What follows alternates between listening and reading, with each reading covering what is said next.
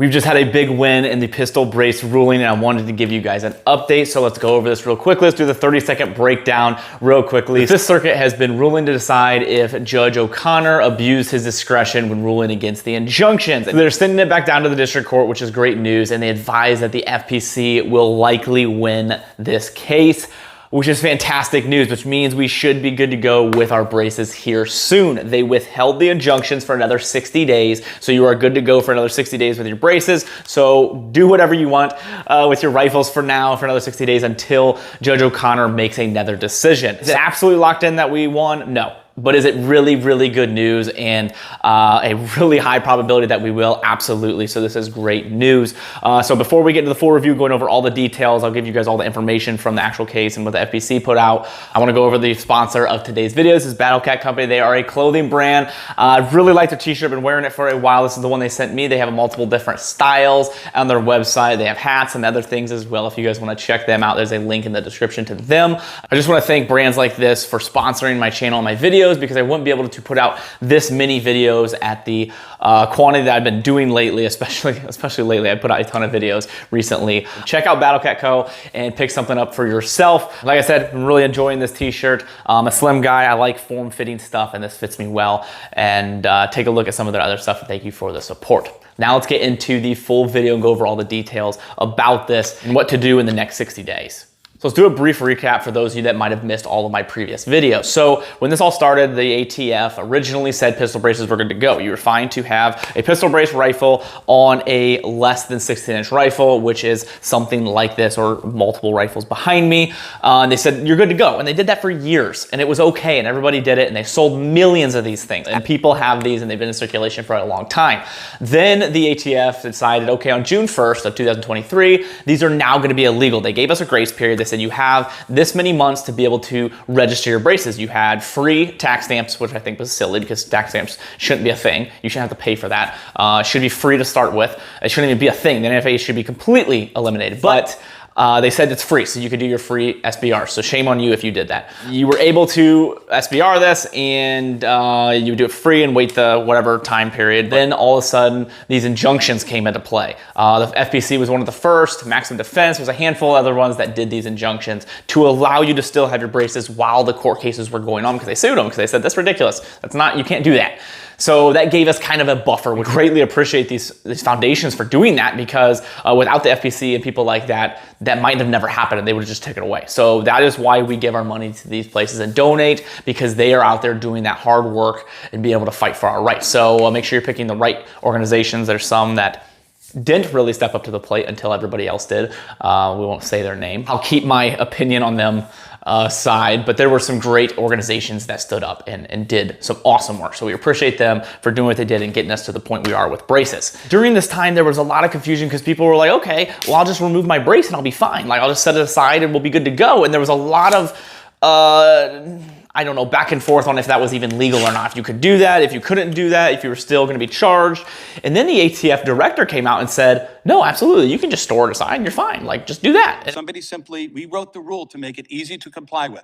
If somebody just at their home detaches the weapon from the brace and keeps them apart, they do not have to register anything. They can keep the brace, they can keep the business end of the gun. And everyone was like, okay, like that makes sense. Okay, that at least gives us an option that isn't like brace it or burn it and destroy your gun, which was silly. And at least gave people a sense of like relief. Like, okay, I can just remove this and wait to see what happens, because I don't want to destroy this. I don't want to get rid of it, because I paid a lot of money for this to be compliant, and then you're now going to tell me I'm not compliant. You're going to tell me I have to destroy it? You're going to throw away $150 and then make me pay a tax stamp to be able to then SBR it just for you to then say they're legal again? And then they went out and said, oh, what the director said actually isn't true. That's not how this works. You can't do that anymore, and you would be a felon. You have to get rid of this completely. It has to be completely separated and destroyed or removed or completely out of the place of firearms that it could potentially be turned into a pistol, which is wildly ridiculous, because I have a lot of stocks in here and I have a lot of pistols in here that potentially could be SBRs if I just took this off and put the stock on. So it's absolutely ridiculous they even mentioned that and then tried to backtrack and say that wasn't a thing you could do. I'm sorry, I get really frustrated when I talk about this, so I'm trying to bring it down so I can just give you guys the information, but it just irritates me because they're messing with people's lives. This isn't just them saying, okay, this is something that we don't think you should do, or maybe this should be safer for the children or schools or mass shootings. This is literally them saying, we're gonna mess with you and dangle 10 years of federal prison in front of you if you don't comply with what we say. And oh, by the way, we're gonna change our mind halfway through it and confuse you even more and continue to make this a really difficult process. So it's really frustrating, especially when I own a business associated with this. So I don't want to be uncompliant because my family's livelihood and my business kind of relies on this as well. So it's just frustrating the way they're playing with people's lives, because you could potentially be sent to prison over something as silly as a pistol brace. So let's get back into the recap.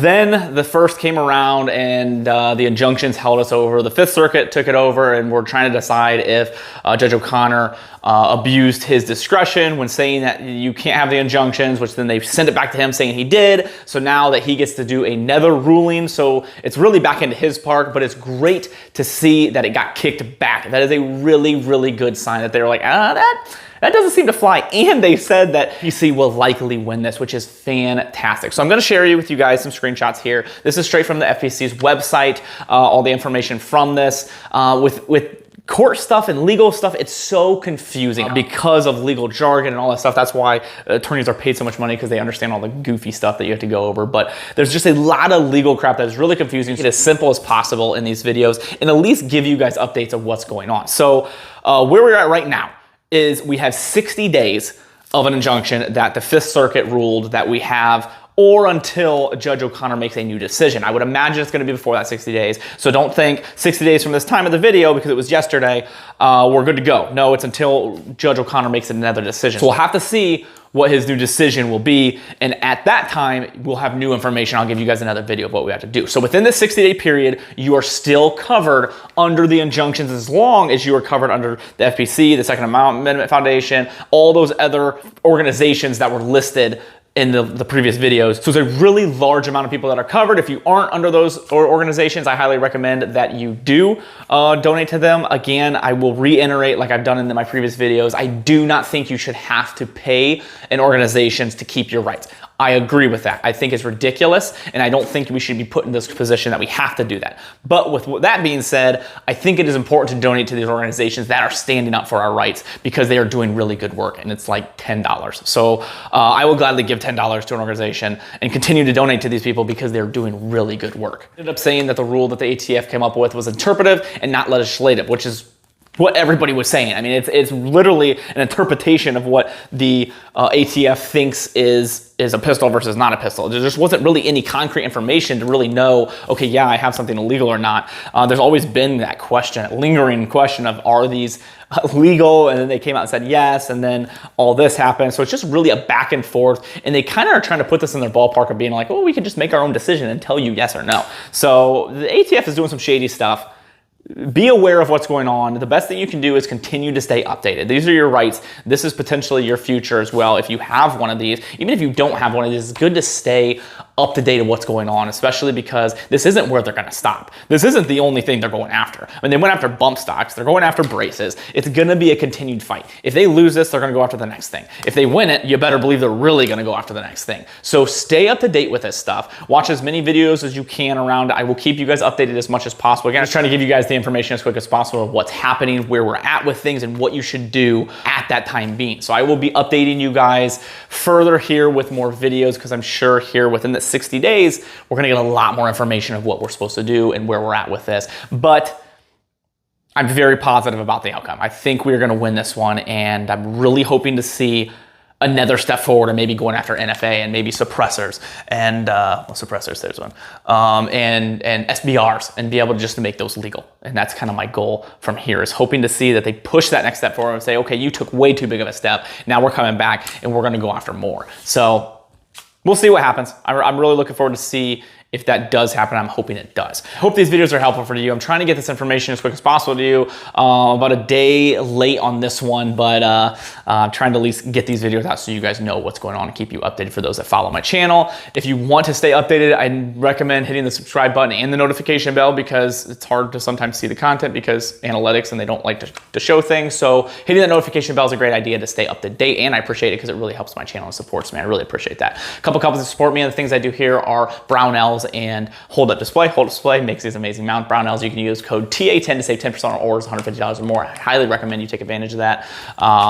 And then, of course, Battle Cat Company. Big thank you to them again. I could not do a lot of this without the support of these companies that are supporting my videos and my channel and being able to financially help me to be able to make a lot of these reviews and overviews and get all this equipment to be able to test for you guys, and along with just making these videos as much as possible. So big thank you to them. And if you guys want to support my channel, there's a couple ways to do that down in the description. There are some discount codes in the description from companies that I personally trust to help you save some money, and there's a link to my link tree. Anything you use using those links does help out the channel a ton. Thank you guys so much, and I appreciate you all.